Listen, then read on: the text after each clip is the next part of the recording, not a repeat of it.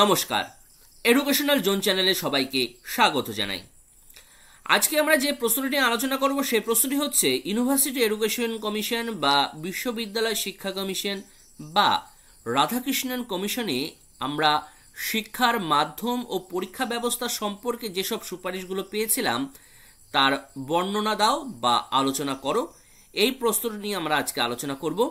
আলোচনার শুরুতে আপনাদের কাছে একান্ত অনুরোধ, আমাদের ভিডিওটি অবশ্যই লাইক করবেন, শেয়ার করবেন এবং চ্যানেলটিকে অবশ্যই সাবস্ক্রাইব করবেন। তাহলে চলুন শুরু করছি। স্বাধীন ভারতের প্রথম শিক্ষা কমিশন হল ডক্টর সর্বপল্লী রাধাকৃষ্ণনের সভাপতিত্বে গঠিত রাধাকৃষ্ণন কমিশন বা বিশ্ববিদ্যালয় শিক্ষা কমিশন বা ইউনিভার্সিটি এডুকেশন কমিশন। এই কমিশনটি কবে তৈরি হয়েছিল? 1948 খ্রিস্টাব্দে এবং কমিশন তার রিপোর্টটি পেশ করেছিল কিন্তু 1949 খ্রিস্টাব্দে। সেজন্য কিন্তু এইভাবে লেখা হয় 1948-1949। এইভাবে লেখার কারণ হলো 48-এ গঠন আর 49-এ রিপোর্ট পেশ। এই কমিশন শিক্ষার মাধ্যম বলতে শিক্ষার্থীরা কিভাবে পরীক্ষা দেবে, কোন ভাষাতে পরীক্ষা দেবে তার কথা বলা হচ্ছে, ও পরীক্ষা ব্যবস্থা সম্পর্কে বিভিন্ন গুরুত্বপূর্ণ সুপারিশ করেছিল। শিক্ষার মাধ্যম সম্পর্কে সুপারিশ, কি মাধ্যম হিসেবে সুপারিশ করেছিল? বিশ্ববিদ্যালয় শিক্ষা কমিশন মাধ্যমিক শিক্ষা স্তরের থেকে বিশ্ববিদ্যালয় শিক্ষা স্তর পর্যন্ত শিক্ষার মাধ্যম হিসেবে ত্রিভাষা সূত্রের কথা বলা হয়েছে। ভালো করে বুঝতে হবে, এখানে বিশ্ববিদ্যালয় শিক্ষা কমিশন মাধ্যমিক শিক্ষা স্তর থেকে, মাধ্যমিক শিক্ষা স্তর বলতে আমরা মাধ্যমিক কোন ক্লাসে দিই? 9, 10 মিলে। আগে কিন্তু 9, 10 মিলে মাধ্যমিক ছিল, তাহলে 9, 10, 11, 12, তাহলে এই মাধ্যমিক স্তরের কথা বলা হচ্ছে। মাধ্যমিক শিক্ষা স্তর থেকে বিশ্ববিদ্যালয় শিক্ষা স্তর পর্যন্ত, বিশ্ববিদ্যালয় স্তর বলতে 9, 10, 11, 12 তো হলো, তারপরে কলেজে 3 বছর, ইউনিভার্সিটি 2 বছর, মানে MA আমরা পড়ি, MSc যারা পড়ি, PG যেটাকে বলে, মাস্টার ডিগ্রি যেটাকে বলে, তার কথা বলা হচ্ছে। সেই পর্যন্ত ত্রিভাষা সূত্রের প্রস্তাব করেন। এই ত্রিভাষা সূত্রটি হলো 1 নাম্বার আঞ্চলিক ভাষা বা মাতৃভাষা, 2 নাম্বার সর্বভারতীয় ভাষা বা হিন্দি ভাষা, 3 নাম্বার ইংরেজি ভাষা। আঞ্চলিক ভাষা বা মাতৃভাষা মানে আমাদের পশ্চিমবঙ্গের কথা যদি ধরি, বাংলা মিডিয়াম স্কুলের কথা যদি ধরি, তাহলে অবশ্যই আঞ্চলিক ভাষা বা মাতৃভাষা বাংলার মাধ্যমে পড়াশোনার কথা বলা হয়েছে। তারপরে অঞ্চল ভেদে যখন মাতৃভাষা অনেক জায়গায় আমাদের পশ্চিমবঙ্গে দেখবেন বাংলা ভাষা এবং অনেক আছে, যেমন রাজবংশী ভাষা আছে। যারা রাজবংশী ভাষাভাষীর শিক্ষার্থী বা মানুষ, তাদের আঞ্চলিক ভাষায় শিক্ষা দেওয়ার কথা বলা হয়েছে। তাদের যদি মাতৃভাষায় মানে বাংলা ভাষায় যদি সমস্যা হয়, আমাদের বাংলা ভাষাটা হলো মাতৃভাষা, কিন্তু সব জায়গায় তো মাতৃভাষা দিয়ে সম্ভব নয়। সেসব একটা অঞ্চলে যদি 2-3 রকমের যদি বাংলা ভাষায় কথা বলে তাহলে তো সম্ভব নয়। সেই জন্য সেই অঞ্চলে একটি নির্দিষ্টভাবে আঞ্চলিক ভাষা নির্ধারণ করে সেখানে শিক্ষা দেওয়ার কথা বলা হয়েছে। পশ্চিমবঙ্গের বাইরের ভাষা বা সারা ভারতবর্ষে যে ভাষা চলে সেটি হচ্ছে হিন্দি ভাষা বা সর্বভারতীয় যে কোনো একটি ভাষা, এবং 3 নাম্বার হলো ইংরেজি ভাষা। এই 3টি ভাষার মাধ্যমে শিক্ষা দেওয়ার কিন্তু কথা বলা হয়েছে। এই বিষয়ে কমিশন আরও সুপারিশ করেন, উচ্চশিক্ষার মাধ্যম হবে আঞ্চলিক ভাষা, তবে কোনো কোনো ক্ষেত্রে সর্বভারতীয় ভাষা হিন্দি গ্রহণ করা যেতে পারে। আর আন্তর্জাতিক স্তরের বিজ্ঞান প্রযুক্তির ক্রমবর্ধমান জ্ঞানের সঙ্গে সঙ্গতি বিধানের জন্য শিক্ষার মাধ্যম হিসেবে ইংরেজি ভাষা চর্চারও চালিয়ে যেতে হবে। এই কথা কিন্তু রাধাকৃষ্ণন কমিশন কিন্তু বলেছিল। এবার আমরা দেখি পরীক্ষা ব্যবস্থা বা মূল্যায়ন পদ্ধতি সম্পর্কে বিশ্ববিদ্যালয় শিক্ষা কমিশন কি প্রস্তাব বা কি সুপারিশ দিয়েছিল। বিশ্ববিদ্যালয় কমিশন প্রচলিত পরীক্ষা ব্যবস্থা পর্যবেক্ষণ করে এই সম্পর্কে বিভিন্ন গুরুত্বপূর্ণ সুপারিশ করে। তার মধ্যে 1 নাম্বার হচ্ছে সার্বিক মূল্যায়ন। শিক্ষার্থীর সার্বিক মূল্যায়নের জন্য অন্তিম পরীক্ষার পাশাপাশি শ্রেণীকক্ষের কার্যাবলীর মূল্যায়ন করতে হবে। অন্তিম পরীক্ষা মানে আমরা বছরের শেষে যে একটি পরীক্ষা ফাইনাল পরীক্ষা বলি, সেই পরীক্ষার কথা বলা হয়েছে। অন্তিম পরীক্ষার পাশাপাশি শুধু ফাইনাল পরীক্ষা নিলেই হবে না, আমাদের শ্রেণীর কক্ষে বা কিছুদিন পর পর আমাদের কিন্তু কার্যাবলীর মূল্যায়ন করতে হবে। সেটি মৌখিকভাবে হতে পারে, লিখিত হতে পারে। এখন স্কুলে আমরা ইউনিট টেস্টের কথা যেরকম শুনতে পারি তার কথাই বলা হয়েছে। আগে যেমন হাফ ইয়ারলি পরীক্ষার কথা হয়েছিল, তারপরে ক্লাস টেস্টের কথা বলা হয়।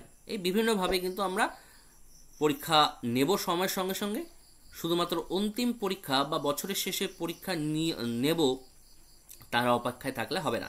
অল্প একটু অংশ পড়াবো, পড়িয়ে দেখব, মূল্যায়ন করে যে শিক্ষার্থীরা সেটি শিখতে পারছে কিনা, তার কথাই কিন্তু এখানে বলেছে।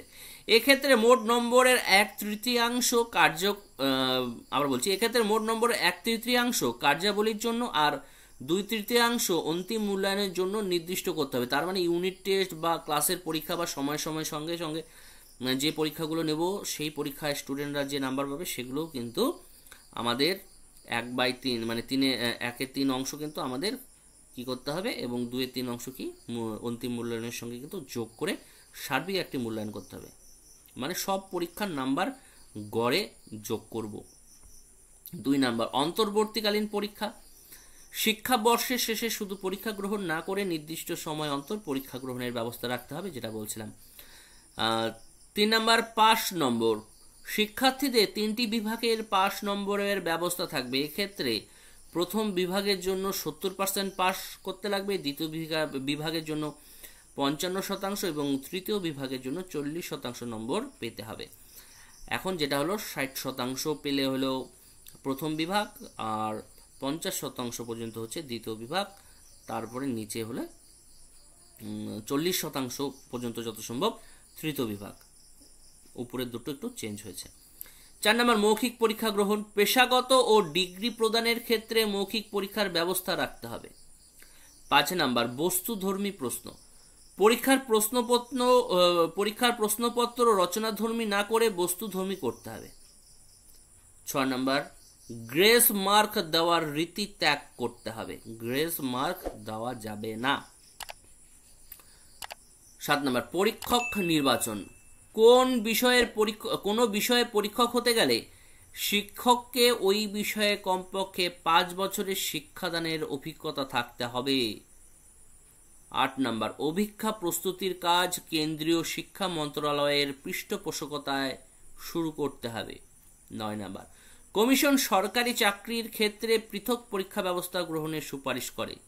শুধুমাত্র স্কুলের রেজাল্টের উপরে বা কলেজের রেজাল্টের উপরেই চাকরিতে যোগ দেবে, তার বদলে এখন যেরকম আছে, আমার তো একাডেমিক স্কোর তো লাগেই, তার সঙ্গে সঙ্গে কিন্তু একটি নির্দিষ্ট পরীক্ষা আছে, সেই পরীক্ষায় প্রাপ্ত নম্বর সব মিলে গ্রেস মার্ক বা গড় করে বা টোটাল ট্যালি করে যার যত বেশি থাকবে সেই হিসেবে কিন্তু সে চাকরিতে যোগদান করে। সেই ব্যাপারটাই এখানে বলেছে, কমিশন সরকারি চাকরির ক্ষেত্রে পৃথক পরীক্ষা ব্যবস্থা গ্রহণের সুপারিশ করে। 10 নম্বর সরকারি চাকরির জন্য পৃথক পরীক্ষা গ্রহণের ব্যবস্থা হলে বিশ্ববিদ্যালয় স্তরের পরীক্ষার ব্যবস্থায় বহু ত্রুটি দূরীভূত হবে। কারণ যখন দেখবে যে আলাদা পরীক্ষা দিলেই আমরা চাকরি পাবো, শুধু বিশ্ববিদ্যালয়ে বা কলেজের নাম্বার দিয়ে আমার কিছু হবে না, সেক্ষেত্রে অনেক সময় থাকে বিশ্ববিদ্যালয়ে কিছু টাকা পয়সা দিয়ে হোক, কোনো প্রভাব খাটিয়ে হোক, বিশ্ববিদ্যালয় বা কলেজের নাম্বারগুলো একটু বাড়িয়ে নিলে সুবিধা হবে। এই ব্যাপারটা দূরীভূত হবে, কারণ আলাদা পরীক্ষা ব্যবস্থা থাকবে, সেই পরীক্ষায় পাশ করলেই সে চাকরি পাবে, সরকারি চাকরি পাবে। সেক্ষেত্রে বিশ্ববিদ্যালয়ের নাম্বার কম বেশি এগুলো কোনো এফেক্ট পড়বে না, সেই জন্যই বলা হয়েছে যেখানে বহু ত্রুটি দূরীভূত হবে। যাই হোক, এরকম ধরনের সুপারিশ করেছিল কমিশন। আমরা ভিডিওটি এখানে শেষ করছি। আশা রাখছি ভিডিওটি আপনাদের ভালো লেগেছে। আপনাদের কাছে একান্ত অনুরোধ, ভিডিওটি অবশ্যই লাইক করবেন, শেয়ার করবেন, চ্যানেলটিকে সাবস্ক্রাইব করবেন। সবাই ভালো থাকবেন। বিদায় নিচ্ছি। সবাইকে অসংখ্য ধন্যবাদ।